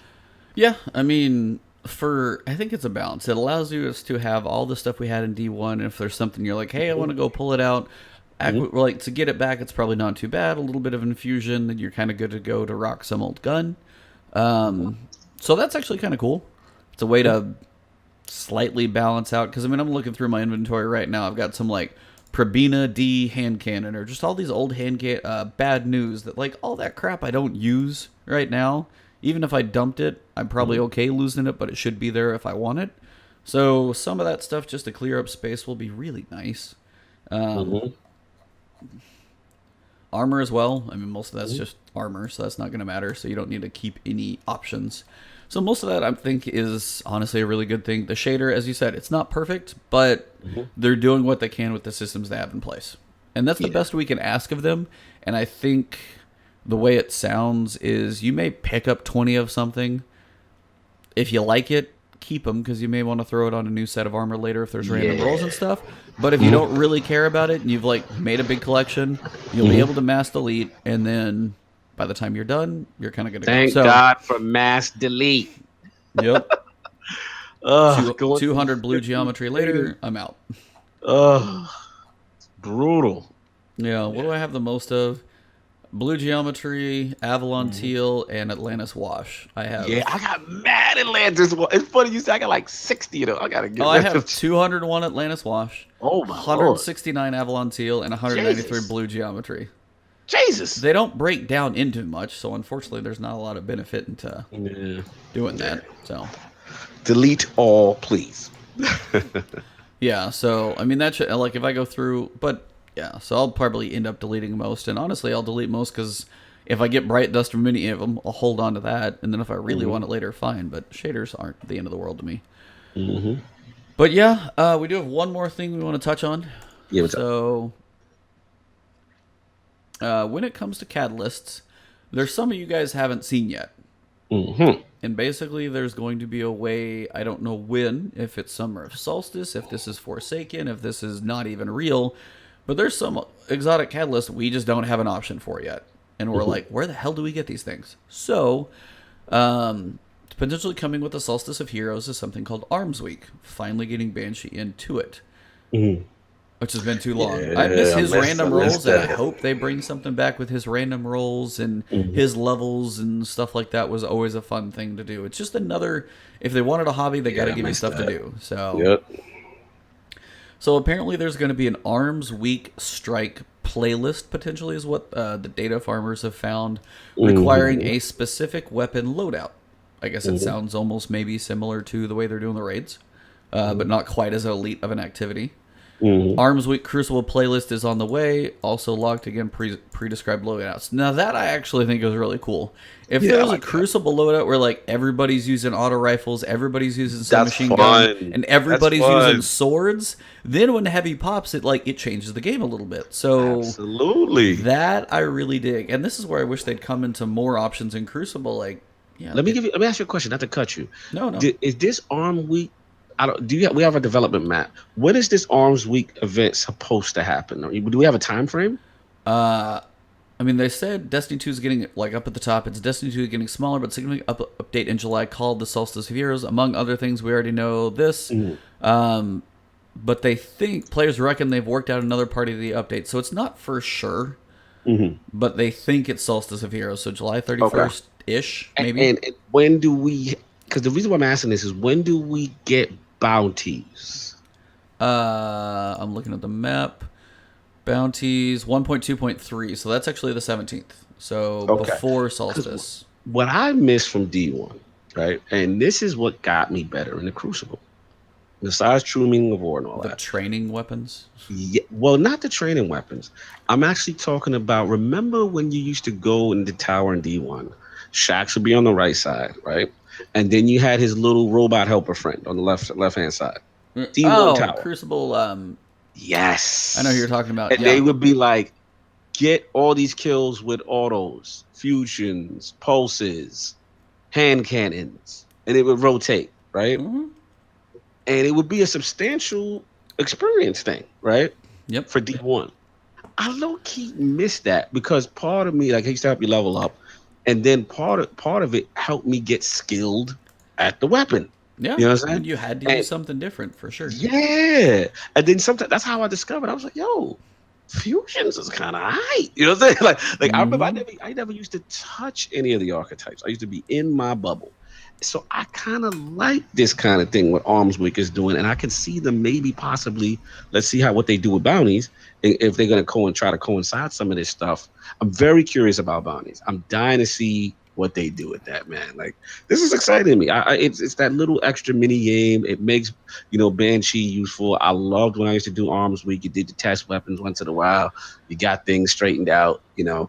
I'm cool with this stuff, man. More stuff to do. Yeah, so I mean, I do too. I mean, that's one of those, and it was trying to think when I really got into fusion rifles. For me, was the Thorn bounty, honestly, Mm, because for me it was like I had to go void. I didn't have a great void power like heavy weapon, so I hmm think I ended up using fusions just to try and get more kills, and for me it kind of worked. So that was one of those times, and it wasn't even forced, but it was a way for me to use something specific, and that's kind of what you're going for. Give me a reason to use something different, a little outside of my comfort zone, and train up with it, but I'm going to get something from doing it. It's all we're asking for. So this is nothing but good stuff. So crossing my fingers that this stuff's all real. Could be Yeah. completely like delayed to Forsaken. We don't know, but hopefully. And the reason I think partially it's coming because what's coming next. So Arms Week, hmm there's some weapons right now that you cannot hear anything about. How do we get a catalyst for it? Well, Correct. this is where they're probably going to come from. Hardlight, Ooh. Rat King, Suros, Prospector, Fighting Lion. That's, I think, most of them. So we know Acria, Sleeper, Telesto, those are all going to be on the raid. So this is stuff they've already found and then confirmed now. So I think this is leading to more accuracy. So you've got 1, 2, 3, 4, 5. So Hardlight improves weapon stability. That's pretty much all that gun needs because it Yeah, pretty never much. has 'Cause range it fall jumped off. all over the place. Mhm. Yeah. So it says found in an Arms Week activity, possibly a unique Nightfall strike. So if there's a unique strike loadout, and that's like whatever it is for the week, then maybe you go run that one with the Arms Week modifiers, get a chance at your Hardlight. So Mhm. Rat King, increased aim assist, reduced recoil, and regenerates health, wind, vermin, invisibility triggers effect. It's a lot of stuff. Arms Week, possibly Nightfall. And each one, I've seen this in a couple different places because I think we talked about this a couple times before. So the ones that you seem to be missing are probably be going to come from this. So if they can do bounties, if they can do Crucible Arms Week, if they can add this much more in here, these are all the pillars we've been talking about Yes. that are setting up Forsaken. Yes. So if you guys want to see what I've been looking at, this. So Mhm. you've got any PvE kill, Borealis, which we'll get that with Forsaken, Crimson, Darcy, Tractor Cannon, World Line Zero. That's your basic PvE kills. Heroic Strikes, Nightfalls. These are the ones that I was talking about. Some people need like 500 kills just to get one of the catalysts to drop. Muskless do the rest of it. Those are, I mean, maybe 500. I don't know for one, but I mean, the dude said he was like he did so many strikes, like 140 strikes, he didn't get any. Started doing Jesus. Prestige Nightfalls. Finally saw him dropping, so he stuck with the Prestige, and was at least actually starting to see him drop even every 100 Nightfalls is just ridiculous. That's insane. That's insane. That's ridiculous. Huckleberry Heroic Adventures. I mean, that's just what are there 6 of those to do? Yeah, pretty much. Crucible. I don't think I Colony. have any of these. I got Colony. You got but- Colony? I mean, you talking about the Catalyst? Yeah. I don't have them yet, but these are out in the wild. Yeah. It's just wins, right? Yeah. Isn't it? Oh, it's just includes Crucible kills, not just victories. Yeah, can include kills. Competitive is for mid multi-tool, so that one's definitely harder to go grind. But I think I forget who did, like InCoach or somebody did a review on it recently, and it's like mid is still outclassed with other stuff, and reload speed doesn't really feel that different. So Yeah. but Colony increased ammo reserves, 10 plus magazine weapons each size. So Matter of fact, I got to shout out. I got to shout out at what's his name? Aztec Cross Gaming. He's got Aztec, a yeah. He's got a hilarious Mata Multi-Tool Catalyst review. It is because isn't it the perk? What's the perk? Isn't it like reload Reload speed? speed. Yep. It's so funny He's like, this is what we wanted, gents. We grinded all the way for this. like he is so disgusted with Oh, testing it. yeah. It's just like, especially why? What the? Why? especially in the current meta with Graviton and Vigilance out scouting any scout. You know what I'm Yeah, saying? like Like scouts. scouts are in a Scouts need terrible help. place right Yeah, now. like pulse rifles have basically put all scouts to shame because they're that medium to long range, Mhm. and most of the time you don't have like Well, you don't. just those two though. I mean, Yeah, it's really just those two because the regular posters. I mean, Scout can somewhat compete. I hope. I yeah. think, but I didn't really test it. Maybe you But know those better. two just put them. I mean, Crucible. Mhm. Basically, the biggest one is Graviton is a better scout rifle than most because it's so good on range. Just the two quick, like Yeah. Graviton's putting scouts to shame. Vigilance is still that I think at farthest range you should still be able to outshoot a Vigilance, but if you get into like medium long at all, Vigilance is going to start like right there in the mix. But I think at the farthest range, but that's where scouts should be, and that Graviton is making them look terrible. Yeah. So I mean, these are all in there, and then you got raids, and you got faction rallies, Graviton, all this stuff. Polaris Lance. So this is from the quest, getting all 5. And here's what we're talking about. So this is what everybody thinks: Arms Week activities, and it's going to be from found by engaging in activities during the celebration of deadly craftsmanship. That word, that verbiage is too exact to be made up. Yeah. That's what it is. It's Arms Week. Yeah. There's So no yeah. Mhm. But yeah, you got Fighting Lion. After this weapon fires, equipped kinetic and power weapons gain a brief period of increased handling precision damage because you fire it and you switch. So it's actually Right. kind of cool. And reload speed on it, it desperately needed. Hard light stability, cool. Prospector, bigger blast radius. It says weapon size. That's got to be something else. That'd be Yeah, really it's funny weird. if it actually was Yeah. a bigger weapon, like big head bigger mode. weapon. I'd laugh so hard if I ever That saw would be something like that. hilarious. I want PvP big head mode just for fun. Something ridiculous like that. Rat King does all that stuff, and Suros. This is the one that might even be the coolest. Increases chance for kills to regen health. I read somewhere that it was literally on every single kill. Dude, that now becomes a competition to Crimson. Yep. Almost like, it's gonna it's gonna bring back Red Death feels too. You know what I'm saying? Like that every kill? Yeah, that might be crazy. That's a big deal. That's a big deal. And you already got the bottom half of the magazine doing extra damage. That Suros is gonna be beast with that. Yep. And then to equip it, you'll have your kills or whatever it is, but it's also like complete the Pyramidion when it's in that week. So you got two pieces. One, how do you acquire these things? Is it going to be random or doing that stuff? And then two, to actually finish the catalyst, you've actually got to go do the right nightfall in the right week. So if you miss it on a week, it's like, man, if I'm out of town, though, I'm going to miss it again. Some of that stuff's like, ugh. So, but this is just kind of a cool thing. Another thing to do, another thing to add, more of the hobby type stuff. I'm glad to see this is coming back because Banshee right now is just taking my glimmer for nothing. I'm really tired of just dump. I mean, I have nothing to spend it on, so I'm literally just dumping it in a mod. Get just some to keep mods, adding. man. Live a little. No, that's all I do. I have some mods, but again, it's like I'm just tired of the mods being the only thing I spend it on. There's not much else. So, Nice. but yeah, I think that pretty much wraps everything I had up for us this week. Yeah, man. A lot of stuff going on in the world of Destiny, man. I'm excited. I like what's going on. I like for the most part some of the Crucible changes. We still got to work on glory, fellas. We got to get glory together. Yep. But for the most part, I do like what's going on. This catalyst stuff that you're bringing towards the end is really cool. I'm definitely excited about that. And Prestige, man, the 400 zone, that's cool. Yeah, let's see how this thing all plays out. I'm very hyped for Summer of Solstice. I'm very hyped for Arms Week. That was a favorite of mine in D1. I think I gotta give them credit. I know as much as we complain with certain things, as much as they're still not giving us all the information behind the scenes on certain things, I have to give them credit in this regard. Generally, in the lifespan of Destiny, the summer months are always slow. For sure. Yeah. I mean, the it's summer months definitely tend to be. And I like that it feels like every like last couple of TWABs, it's feeling like every 2 weeks, week to 2 weeks, we got some activity to do. Right now it's the catalyst. Is faction rally perfect? Hell no. There's still things to fix. You know what I'm saying? Yeah. But we're actually playing, right? We're actually trying to get these things. You know what I'm saying? You know, I think they're learning their own game again Yeah. and why we love it, right?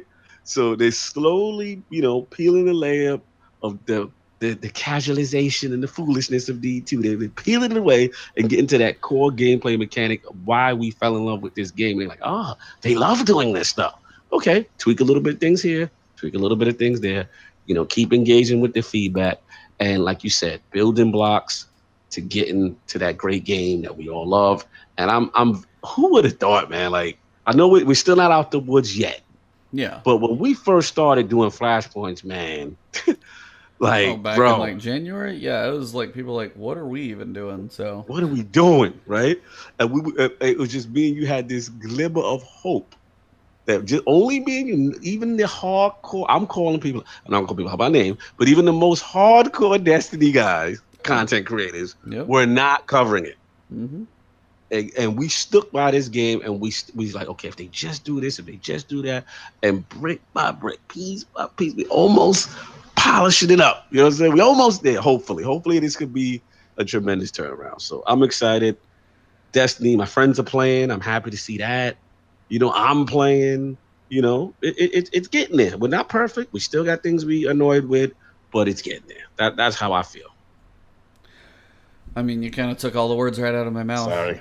No. I mean, I do that to you half Long the time point. too. So, but yeah, I'm with you. It's like this is a game we still enjoy. Like when you're literally just running around and shooting stuff, it still feels amazing. I mean, it just all feels right. Now, do the guns hit hard enough? Do you feel like a god all the time? Is that stuff proper, perfect? No. But as these pieces get closer, as these pillars get added to the structure, as they start building the foundation for Forsaken, with a campaign where we're going to lose one of our like big stuff happening, random rolls coming, like it was a misstep. Year one, they misstepped in a lot of different ways. 4v4, no random rolls, like the disconnection of the story and the raid layers, and not everybody loving all that stuff. Like, but they're trying different things. I mean, if you just made Destiny 1 all over again, people would probably crap all over them just for doing it all over again. Absolutely. So they got to get out there, learn, experiment, and it's like it's a moving target because you have stuff like Division 2, you have Anthem. They're going to have their own pieces as well. So funny you said those games. I mean, they are going to be your looter shooter comparison. Of course. No, it was a great comparison. It's funny you said you're going to lead into when we get into, you know, when we do our outros and I get into what we got planned for ILP this Sunday. Nice. But yeah, so it's like, I mean, those two, I played Division. I enjoyed it up to a point. PvP got to a point of being really annoying because, I mean, it was just the dark zone and that needed some help. That's coming back, so we'll see. But leveling up to there, like 1 to 30 was cool, but once you got to the end game, honestly, those things sucked, and like the raids have been amazing. So I mean, Destiny has got that.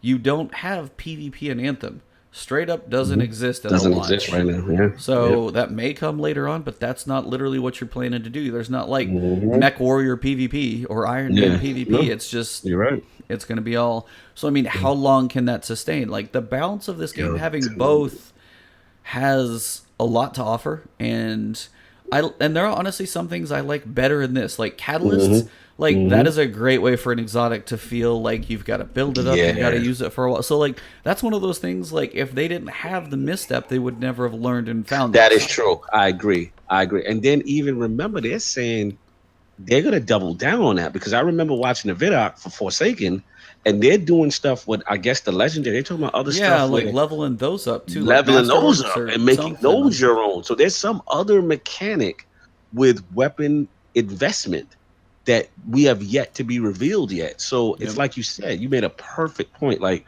if they didn't slip and fall and just kept the exact same formula, we may not even get Masterworks. We may not even get all these things that you're talking about. That's a great point. So, I mean, that's kind of for me. It's like, it's been a moving target. Some people have moved away and hated it. It's like, we've still play probably more than we should. I mean, it's been nice to actually have, sorry, random noise there. Just random website came up. But, I mean, I've had a chance to step away and play Detroit. I've had a chance to play God of War. And those games give you nice perspective on other stuff. But as we work through everything we've been through, it still has a lot to offer. So many people complain, like, I mean, some people do the dollar per hour that you get out of a game. Destiny blows the doors off of that if you want to try it all. Even if you're going to grind through, get up there, and some of it's repetitive, and I understand, like, not everything is always unique start to finish. But if this is your type of game, still got a lot, and it's got a whole bunch more coming. Yeah, man. I completely agree. I completely agree, man. We're on the same point. We're going to wrap this thing up. Yeah, I'm just seeing, like, some people who do By the way, the artists out there in the world, you guys are amazing. Whether you work for Bungie, whether you're doing it on your own, whether you're freelance. I'm looking at a picture just popping through on Twitter of a Forsaken ghost that looks like a Scorn ghost. It looks amazing. Oh, man, I wish I was a creative. Seriously, just some of you, it's amazing. Artists, like all you guys, awesome stuff. But I think that's probably a good place to wrap it. Good hour and a half long point for you guys. Yeah, man, we did kind of okay. We did kind of right. Wasn't 2 hours, you know. So, but we got some stuff to look forward to, and hopefully get a little more. And September's still looking good. September's going to be hella busy with games, but I think this will be a good thing to bounce back and forth between, even while if it's not all the time. It's a good thing that I think will have enough to do to give you your in between playing other stuff. Absolutely. At a minimum. So at least that will kind of be back in the hobby form. But yeah, you guys, for me, it's Ebontis. You can find me on twitter.com Ebontis. I'm not quite as clever as some out there, but you can keep up with all I'm doing. Twitch.tv/Ebontis. Catch these live. Say, hey, what's up? I haven't been on there as much lately, but I still try and do it when I can. And then YouTube's the big one, just for videos, comments, share, like, all that stuff. You guys follow me there and hit that alert bell for both of us. When we post a video up, YouTube's algorithms are goofy enough. At least that'll keep us in your feed. So notification gang. Yep, that's all I got for you guys. What about you? Yeah, man. At LordCognito here on Twitter, obviously, and then LordCognito on Xbox, Cognito 360 on PlayStation, Switch. We're not doing friend codes right now. You know how that go. But yeah, man. We got the Sunday will be the Lord's Day, 1 p.m. Eastern Standard, and fingers crossed, should be a big one for us at least. Arix Gaming. Nice. Arix Gaming. Hopefully, like I said, we're trying to narrow down the schedule, and hopefully he can still make it. But so far, systems are go. And yeah, man, you know we're gonna talk about everything. Just a really good dude. Yeah, he's tremendous, man. I've been a huge fan of Arix for a long time. He's actually one of the first content creators. I actually started watching Destiny through VG247.com. That was a site I used to go to a lot. Yeah. So yeah, we're gonna break things down with him. We'll and you like my brother from another mother, because when you were talking about Anthem, Destiny, Division 2, right? Yep. Literally, that's one of my talking points as a question for him, because obviously we know he covers all those games and Monster Hunter, and like, so I'll give you a sneak peek. One of the questions I'm gonna have for him, and one of our points is gonna be, the upcoming battle. It come February or whatever. I mean, whenever these games launch. Both Division 2 and entered the fray, what's the strengths and weaknesses, how they gonna compete. And you were actually going into some of my points. I'm like, damn it, like when you're like, Anthem's not launching with any PvP, this one, it's gonna be an interesting matchup. Will Destiny improve all the way in time? Obviously, there's a lot of goodwill right now, so it's gonna be interesting. So those are one of the things I want to pick his brain. So again, Sunday, 1 p.m. Eastern Standard Time. Knock on wood, he's able to still make the commitment. I just got to follow back up, make sure it's still good. Nice. And then, yeah, man, like I said, and then obviously, here on the Personal Iron Lord podcast channel, we do tons. We're going to try to do a little bit more streaming, a little bit more reviews. King is going to be coming with combat talk. And of course, all convention stuff we have up on the channel, E3 packs. When the Lords do hit those events, we try to give you guys behind the scene, a little personal from a fan's perspective, how things are. And of course, the incredible Flashpoint with Ebontis. You know what I'm saying? It's always here. We try to keep it consistent Friday mornings, scheduled allow. That will change. But thank you for rocking with us. Please subscribe to Ebontis. Ebontis got to start hitting Twitter more so we can promote him more. I know. We'll get on there. So, you know what I'm saying? We got to get him a little his promo. Been working on the logo change, so kind of low key trying to get all that done so I can finally get that thing to pop out and hype me up that way. But yeah, working on Ebontis, I'm not going to spoil it. He's got some real cool promotional things he's going to be ready to show once they're ready. I'm excited. Just You know gotta what I'm get a little logo and brand done, and finally got a really good artist to help me with that. So it's kind of Fire. the realm of what I'm looking for. Yeah, it's like I'm digging it, and then just working on After Effects to get a few animations in there. So video intros and stuff like that will be coming together. So looking forward to making things look a little bit better. And thanks for y'all for rocking with us this morning, man. I'm definitely seeing the improvement, and you guys sticking with us, man, during the dark ages of Destiny all the way to now, and just staying in the chat, the engagement. I saw a couple of names in there today.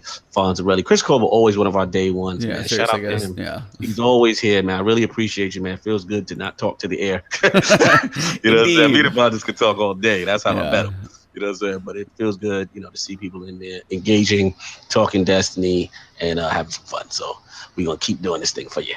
But that's all right, what guys. Well, wherever you guys are at around the world, you never know. Good afternoon, good morning, good evening, whatever time it is. As for me, have yourselves a good one, guys, and thanks again. No doubt. Peace.